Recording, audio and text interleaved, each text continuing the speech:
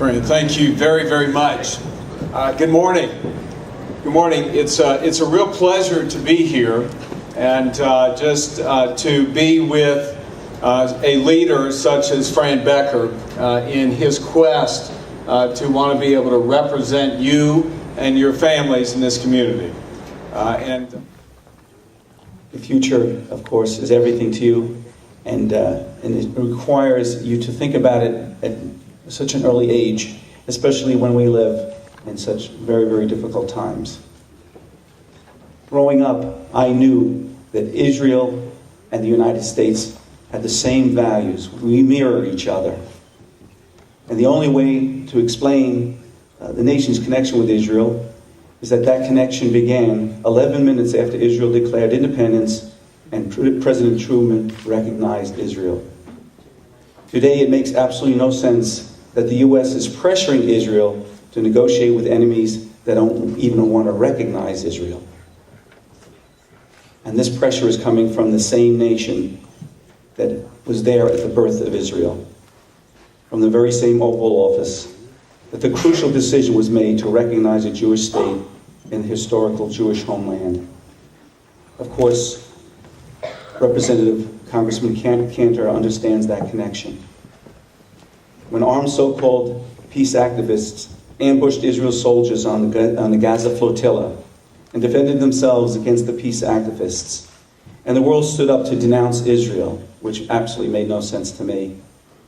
Representative Congressman Eric Cantor's courageous defense of Israel diffused the accusations. What is also most troubling to me is that when the Prime Minister Netanyahu came to visit the United States, our president, in his essence, what the young people would call, dissed him. Didn't meet with him, was not even willing to take a picture with him. To me, this was outrageous conduct by what is supposed to be the world's superpower. What's equally troubling about that, of course, is the fact that emboldens not only Israel's enemies, but the enemies of the United States. Because if they see a divided house, and this, by the way, is one house, Israel and the United States, then it only encourages them to carry out their terrorist acts and to feel that they can attack our great ally without consequence. As I said, these are very, very troubling times. I mentioned the flotilla incident, as I mentioned before. To understand, and when it was occurring, I could see clearly what was happening. Once again, was that there was an effort by the world community to somehow embarrass Israel. And this was, in my opinion, outrageous conduct. I could see it clearly, but why couldn't others, not only in the United States, but around the world, see it?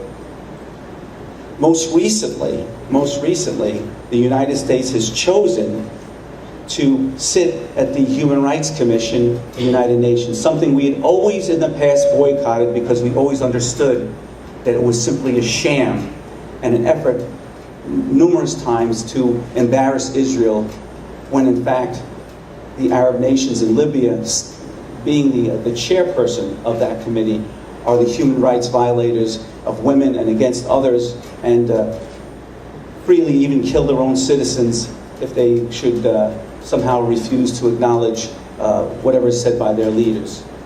These are very, very troubling times.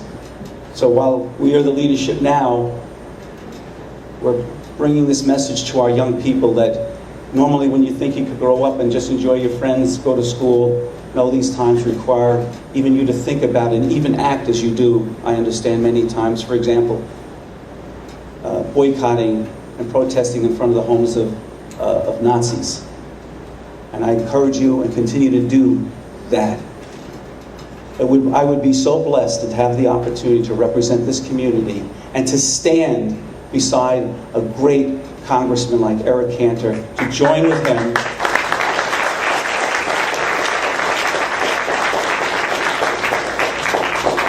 in standing with our great ally, Israel.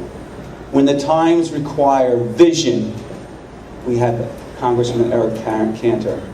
When the times require clarity of purpose for our country, we have Congressman Eric Cantor. When times require leadership, we have a person like Congressman Eric Cantor. So it's my great privilege and my great honor to accept his endorsement as the future congressman of this community and of the 4th Congressional District. And it's my great honor to acknowledge and to introduce a great, great leader, a great human being, a great humanitarian, Congressman Eric Cantor.